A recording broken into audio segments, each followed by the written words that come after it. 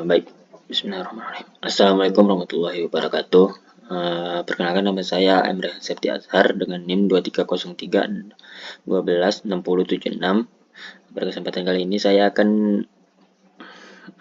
membuat tugas video dengan mata kuliah data mining dan diampu oleh dosen Pak Ibnu Dakikil AIDRS MTI.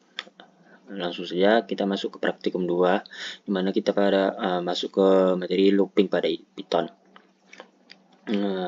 Langsung saja, seperti pada umumnya, perulangan atau looping pada Python menggunakan for dan while logikanya hampir sama. Hanya saja cara penulisannya mungkin berbeda jika dibandingkan dengan software lain. Baik, kita masuk kepada penggunaan if dan else pada Python. Dalam membuat suatu keputusan biasanya pasti ada sebuah pilihan. Untuk mewujudkan suatu kerangka berpikir pada suatu pilihan pada bahasa pemrograman, biasanya kita menggunakan konsep if, else. Jika dibandingkan dengan software lainnya, penggunaan if dan else pada Python sebenarnya hampir sama dan tidak ada perbedaan yang terlalu signifikan. Lanjut, menggunakan if yang dapat dianalogikan dengan jika sesuatu memenuhi suatu kondisi maka lakukanlah A, namun jika tidak maka tidak terjadi apa-apa. Selanjutnya, menggunakan if dan else yang dapat direpresentasikan dengan jika sesuatu memenuhi suatu kondisi maka lakukanlah A, namun jika tidak terpenuhi maka kita akan melakukan dengan cara B. Lalu selanjutnya ada terakhir, yaitu menggunakan if, elif, dan else. Elif ini merupakan singkatan dari else dan if, yaitu gabungan dari else dan if di Python. Penerapan konstruksi if, elif, dan else ini dapat dianalogikan dengan jika sesuatu memenuhi suatu kondisi maka lakukanlah A. Jika tidak, lakukanlah pengecekan pada kondisi berikutnya, yaitu jika memenuhi lakukanlah B. Dan jika tidak, maka kita lakukanlah dengan C.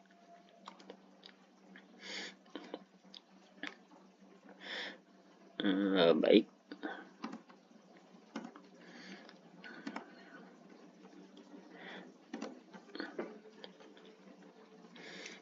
Kita akan masuk ke dalam yang mana penggunaan if dan else ini, yaitu if ada spasi di sininya conditional expression 1 dan ada titik 2 di sini, lalu komennya ada di bawah.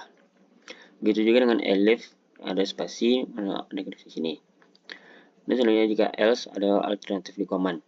Conditional statement dimulai dari pertama, saat ada pernyataan yang terpenuhi maka perintahnya pernyataan akan dijalankan dan conditional statement dihentikan.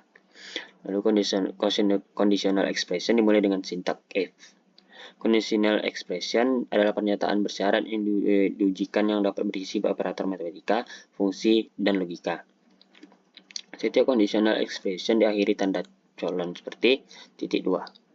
Setiap conditional expression mempunyai kode perintah dalam penulisan indentasi.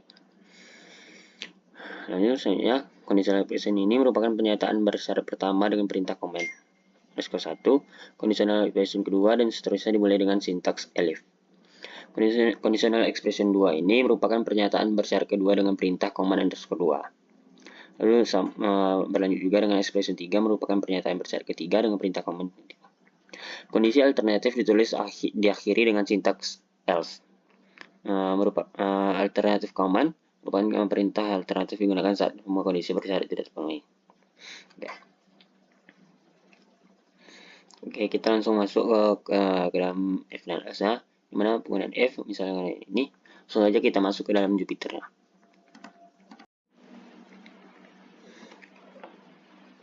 Baik, di sini langsung saja kita masuk ke contoh dari praktikum 2 yaitu di sini akan masuk ke Python pada if, di mana G sama dengan 7, if dalam kurung G sama dengan 7, lalu kita mengetik perintah, itu nilai dari G adalah 7 dan keluar hasil dari ini seperti ini.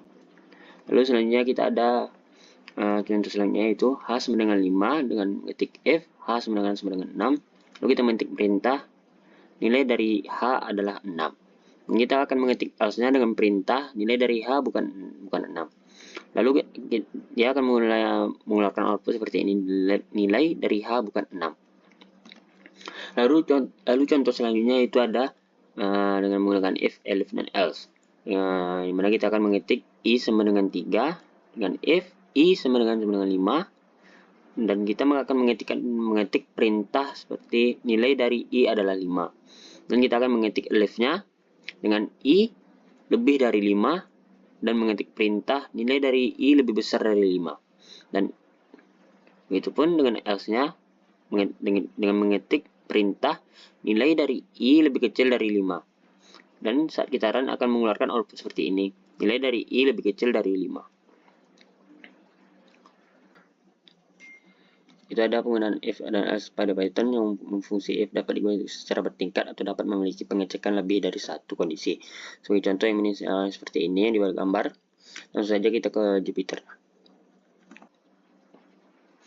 Contoh seperti ini.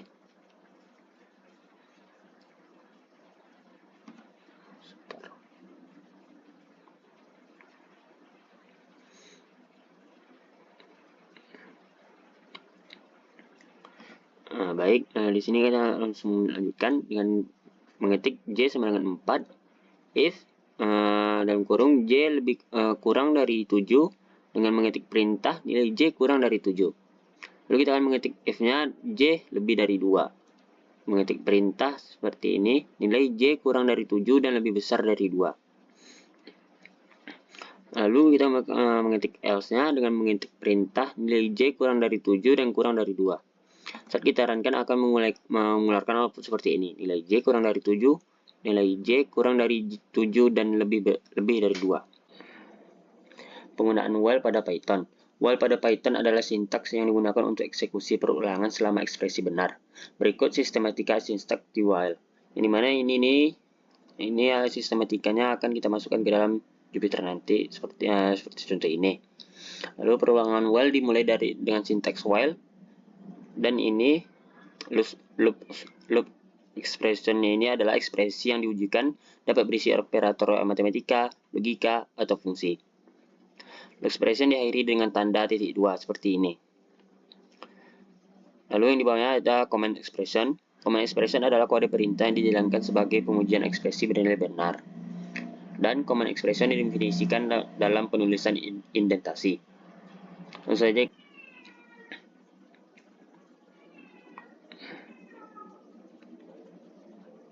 Selanjutnya itu ada penggunaan while yang ini, command, dan ini penggunaan while pada Python dengan penggunaan break maupun continue, dimana ini nih akan kita langsung cobakan di Jupyter. Selanjutnya kita akan masuk ke while, dimana kita k sama dengan 0, while k kurang dari 10 di 2 dengan k sama dengan k tambah 1. Lalu kita mengetik perintah print k. Saat kita runkan akan keluarlah output seperti ini 1 sampai 10. Lalu di sini kita akan membuat contoh dari while break, yang dimana k sama dengan 0, lalu while k kurang dari 10, lalu k sama dengan k plus 1 dengan if k kurang sama dengan 4, berarti ini maksimalnya 4, dan kita akan mengetik break, yang dimana kita di situ akan dipotong. Lalu kita akan mengetik perintah print k, dan keluarlah output seperti ini 1 sampai 3, karena setelah di break dia akan berhenti 1 sampai 3. Begitupun contoh selanjutnya itu continue k sama dengan 0, while k kurang 10 dari 10, k sama dengan k tambah 1, if k sama dengan 4, berarti jika di continue dia akan lebih dari 4. Lalu kita akan mengetik perintah print k, dan keluar output seperti ini. Yang tadinya 1 sampai 3, di sini akan 1 sampai 10. Adapun contoh lainnya itu ada x sama dengan 5 dan i sama dengan 1, dan while i kurang dari sama dengan x. Lalu kita akan mengetik perintah print i sama dengan i tambah 1, dan else-nya mengetik perintah bilangan bulat 1 hingga i kurang 1 ditempelkan. Dan keluarlah output seperti ini, 1, 2, 3, 4, 5 dengan bilangan bulat 1 hingga 5 ditempelkan. Lalu kita akan masuk ke penggunaan for pada Python. Perulangan for pada Python adalah perintah yang digunakan untuk melakukan iterasi dari sebuah nilai sequence atau data koleksi pada Python seperti list, tuple, string, dan lain-lain. For pada Python memiliki perilaku yang berbeda dengan for pada kebanyakan bahasa pemrograman yang lain. Karena pada Python ia sangat berkaitan dengan data sequence atau data kolektif. Jika dibandingkan dengan bahasa lain, for pada Python lebih dikenal sebagai for each. Langsung saja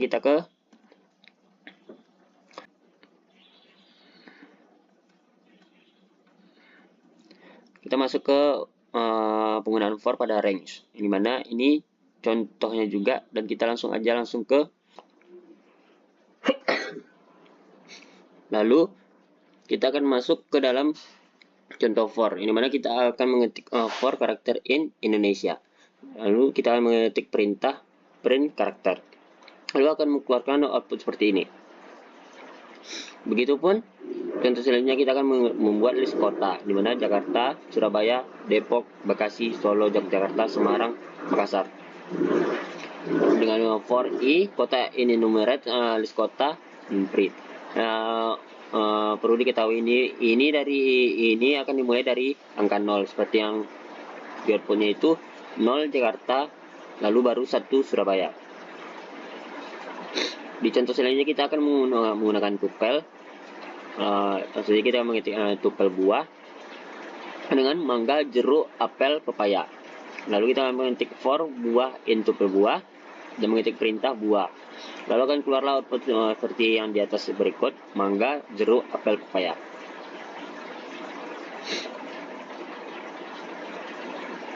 Lalu selanjutnya ini ada contoh dari for in range, di mana for in range ini ada 5, dan kita mengetik perintah perulangan ke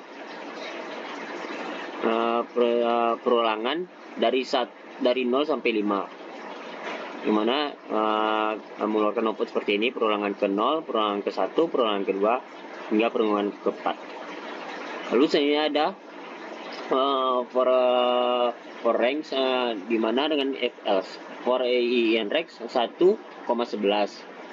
Lalu kita akan mengetik if dalam kurung i modulus 2 sama dengan 0, dan mengetik perintah angka genap, i, dan else-nya print angka ganjil, i. Saat dirunkan akan mengeluarkan output seperti ini dengan angka ganjil yaitu 1, angka genap 2, angka ganjil 3, hingga angka genap 10. Lalu di sini ada contoh lainnya dari for i in range dari kelipatan 2 seperti 2,12 2. Lalu kita akan mengetik perintah print i sama dengan, i. Dan keluarlah output i dari kelipatan 2, di mana i sama dengan 2, i sama dengan 4, i sama dengan 6, i sama dengan 8, dan i sama dengan 10. Ini berikut contoh yang lainnya. Lalu pembuatan fungsi pada Python.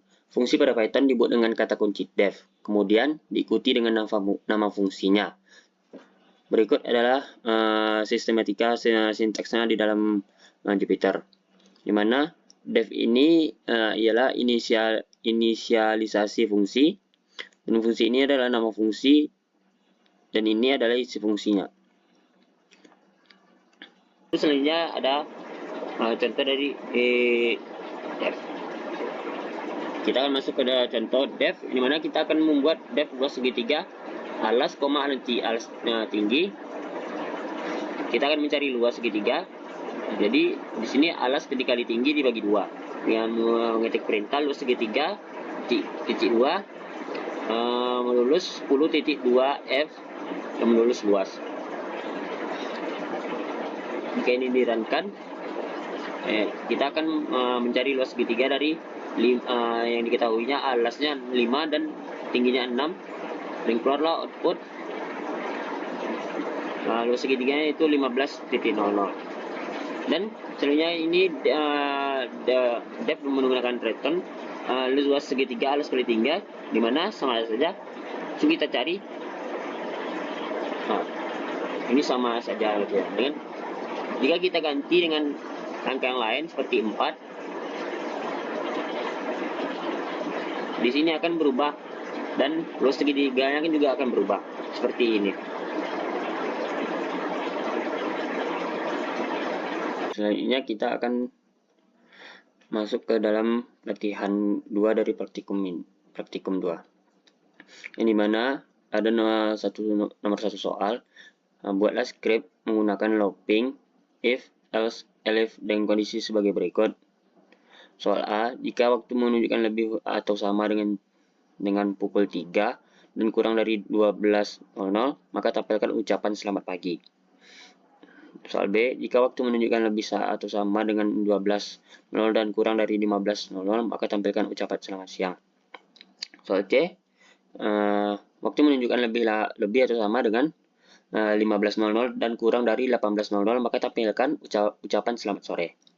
Soal D, jika waktu menunjukkan lebih atau sama dengan 18.00 dan kurang dari pukul 3.00, maka tampilkan ucapan selamat malam.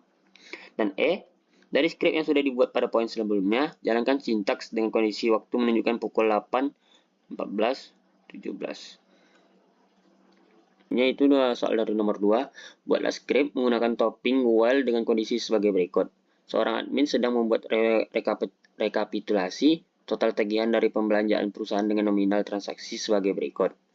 Dengan Rp50.000, Rp75.000, Rp68.000, Rp130.000, dan Rp230.000. Lalu, buatlah program pada Python untuk menghitung total tagihan tersebut.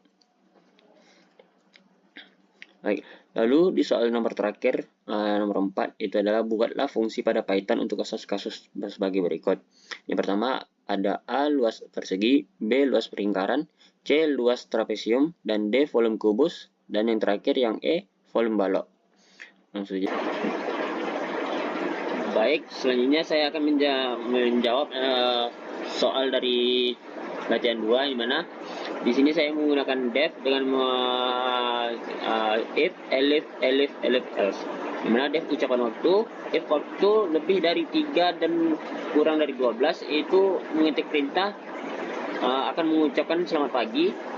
Begitupun dengan selanjutnya elif dengan lebih dari 12 dan kurang 15, dia akan mengucapkan selamat siang. Dan lebih dari 15 dan kurang 18, dia akan mengucapkan selamat sore. Dan lebih dari 18 kurang dari 23 atau lebih dari 0 dan kurang dari 3, ia akan mengucapkan selamat malam. Dan else-nya jika mengetikkan perintah dari pukul 00 sampai misalnya kita pukul 25 tidak, ia akan mengucapkan waktu tidak valid. Maksudnya kita akan mengetik di sini dari pukul 8,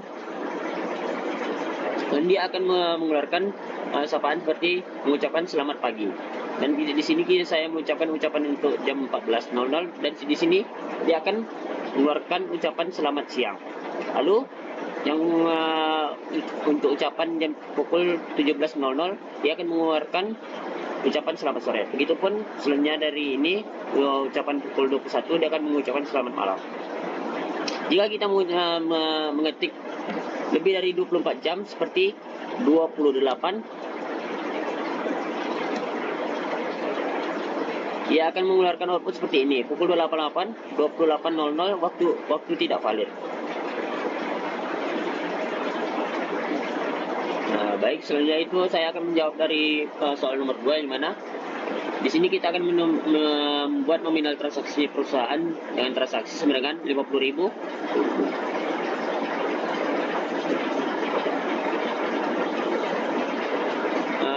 50.000, 75.000, 68.000, 130.000, dan 230.000. Dan kita akan menghitung total dengan looping while, di mana i sama dengan 0, total sama dengan 0, while i kurang lebih lain transaksi, total tambah sama dengan transaksi i tambah sama dengan 1. Dan mengetikkan perintah total tagihan total sebesar, dan kita akan mendapatkan total tagihan sebesar 553.000. Lalu kita akan menghitung total dengan looping for, di mana soal nomor 3. Dengan di mana total sama dengan 0 for nominal in transaksi, total tambah sama dengan nominal.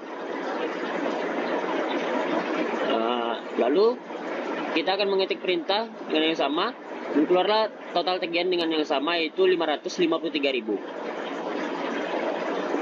Lalu selanjutnya itu soal dari nomor 4, ini mana kita akan mencari luas dari setiap luas persegi, luas lingkaran, trapesium, volume kubus, dan volume balok. Mana sini saya akan menggunakan def, lalu mengetik luas persegi sisi dengan return sisi dikali sisi. Yang kedua itu luas lingkaran, def luas lingkaran R. Ini kita tahu rumus lingkaran itu R dengan return PI dikali R. Dan luas trapesium itu def luas trapesium A, B dan T. Ini adalah yang diketahui dari untuk mencari luas trapesium dengan return 0,5 dikali A tambah B dikali T. Dan selanjutnya itu volume kubus. Yang volume kubus itu ada sisi, di mana return sisi itu dikali 3. Selanjutnya itu volume balok. Volume balok ini mana def volume balok sama dengan seperti yang luas trapesium P, L, T, yang dimana return P dikali L dikali T. Lalu kita akan mengetik perintah dari luas persegi yaitu sisi 5, maka kita akan mencari luas persegi 5. Maka di 5 dikali 5 itu luas persegi mendapat hasil dengan 25. Lalu kita akan mencari hasil dari luas lingkaran, ini mana kita diketahui itu R7, maka kita akan mencari luas lingkarannya itu dan dapatlah hasil dengan 153,93,8.